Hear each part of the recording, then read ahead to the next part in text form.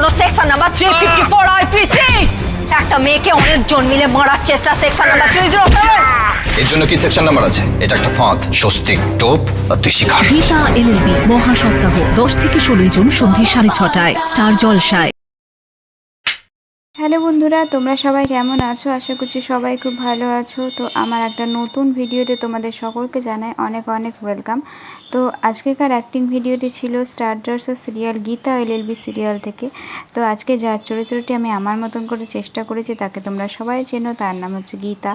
তো গীতার যে অ্যাকশনটা সেটা তো দেখেইছো, মানে এই যে গীতা এবং স্বস্তিকের বিয়ে দেওয়ার জন্য অগ্নিজিৎ মুখার্জি যে একটা টোপ মানে চাল চেলেছিল, একটা যে স্বস্তিক টোপ এবং গীতার শিকার করার একটা প্ল্যানিং করেছিল যে এরকম সমুদ্রের ধারে নিয়ে যাব এবং সেখানে গিয়ে বিশাল একটা হোটেলে বিয়ের একটা অ্যারেঞ্জমেন্ট করব, সেখানে একটু টাকা খরচ করব এবং সেখানে কিন্তু কোনো বিয়েই হবে না, আসল বিয়ে কিন্তু কাভিয়ার সঙ্গেই হবে এবং সেখানে কিন্তু স্বস্তিককে এবং গীতাকে টোপ হিসাবেই নিয়ে যাওয়া হয়েছে। এবং তারপরে কিন্তু গীতা প্রথম মানে এটা না মানার ক্ষেত্রে ওর মনে একটা সংশয় ছিল যে এটা কি করে হতে পারে, এটা তো হতেই পারে না, এরকম একটা ভাবছিল।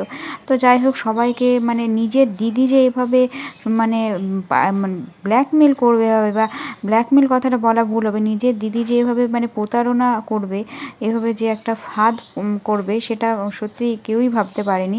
তো সেই জন্য কিন্তু তারপরে গীতা ওখানে গিয়ে উপস্থিত হয়ে যায় যে স্বস্তিককে বাঁচানোর জন্য। তারপর ওখানে যখন দেখে যে স্বস্তিক ওখানে নেই এবং সেখানে কয়েকটা গুন্ডা মিলে গীতার উপর চড়াও হয় এবং গীতাও সেখানে কিন্তু অ্যাকশন শুরু করে দেয় এবং গীতা সেখানে সমস্ত আইপিসি ধারাগুলো বলতে থাকে যে একজনকে, একটা মেয়েকে মারার আইনে কোন আইনে, মানে আইন নম্বর কততে ধারায় শাস্তি হবে, তারপরে অনেকজন মিলে মারলে কত নম্বর ধারায় শাস্তি হবে এরকম। তারপরে সেই মুহূর্তে দেখা যাচ্ছে যে ভজন মিত্র চলে এসেছে এবং সেখানে কিন্তু ভজন মিত্র এসে তাকে বলছে এবার তোর কি হবে, এবার এইটা কোন সেকশনে আছে বা গীতাকে মারবে, তাহলে সেটা কোন সেকশনে লেখা থাকবে, গীতা যদি বেঁচেই না থাকে।